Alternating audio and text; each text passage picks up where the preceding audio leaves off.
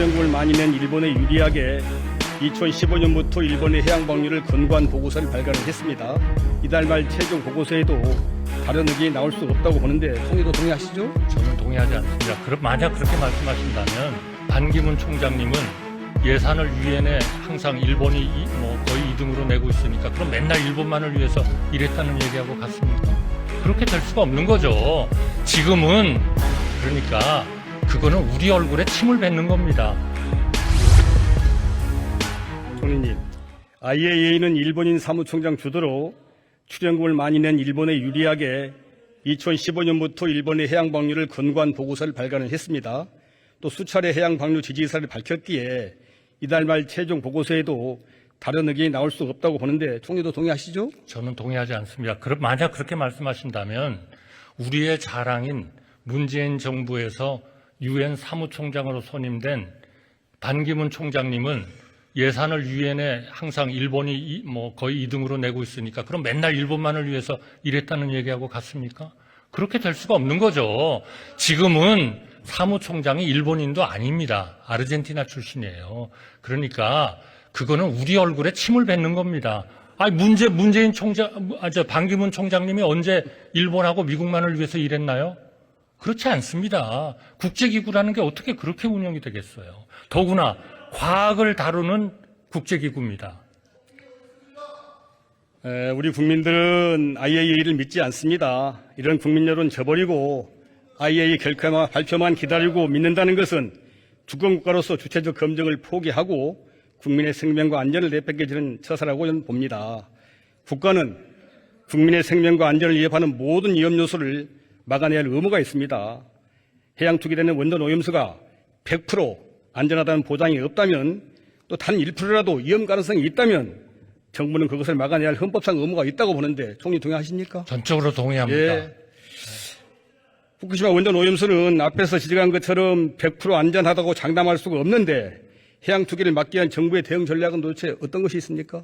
지금 그렇게 해서 우리가 직접 시료도 받아가지고 분석도 하고 아예 그런 검증 과정에 참여를 하고 있지 않습니까? IAEA하고. 총리님. 그러니까 국제기구를 못 믿는다 하는 거는 정말 그거는 반기문 총장을 못 믿는다는 거하고 똑같습니다.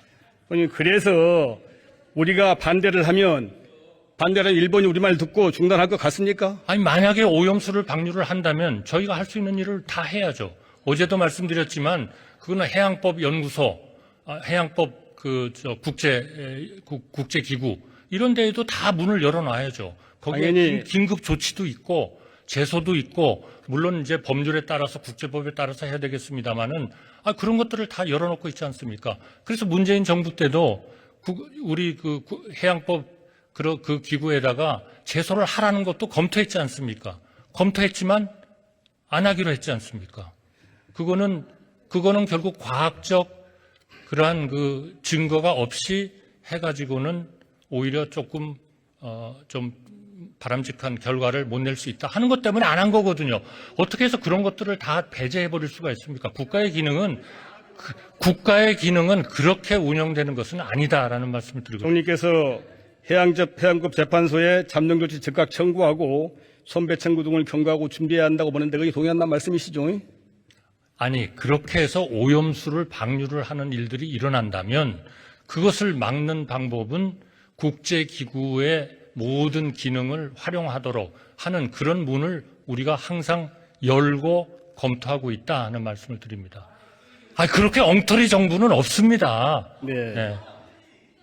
총리님, 일본 시운전을 시작으로 해양 투기가 시작된다는 보도를 접하고 어민들은 아무 죄 없이 억울하게 형집행을 기다리는 사형수 같은 심정이라고 불안에 떨고 있습니다.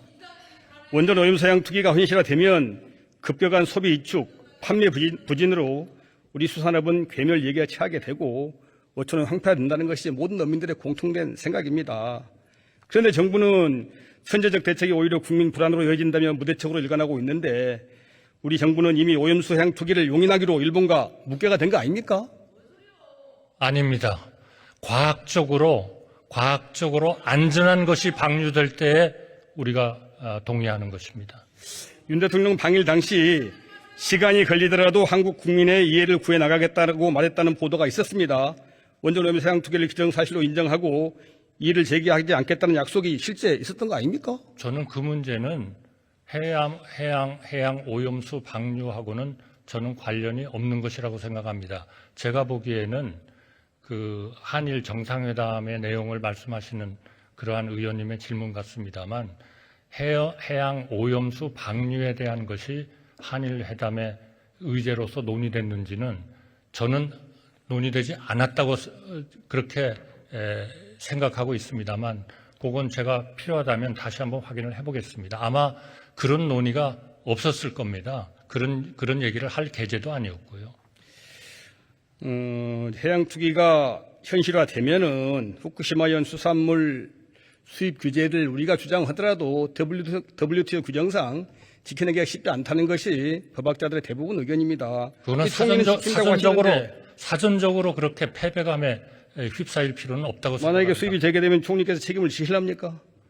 수입을 하지 않도록 하겠다 하는 말씀을 드렸습니다. 저희가 그 후쿠시마 해역에서 나오는 어종이 안전하다고 저희가 확신을 하고 우리 국민들이 충분히 그렇게 믿을만 하다고 할 때까지는 일본으로부터 후쿠시마로부터의 어종 수입은 저희는 계속 현재 금지 상태를 유지할 겁니다. 원전 오염수 해양 투기는 우리 국민의 건강권, 수산업, 요식업, 해양관광업계 등의 생존권이 걸린 전 국민적 관심사입니다.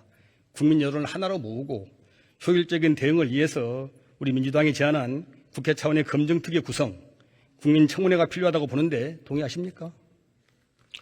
저는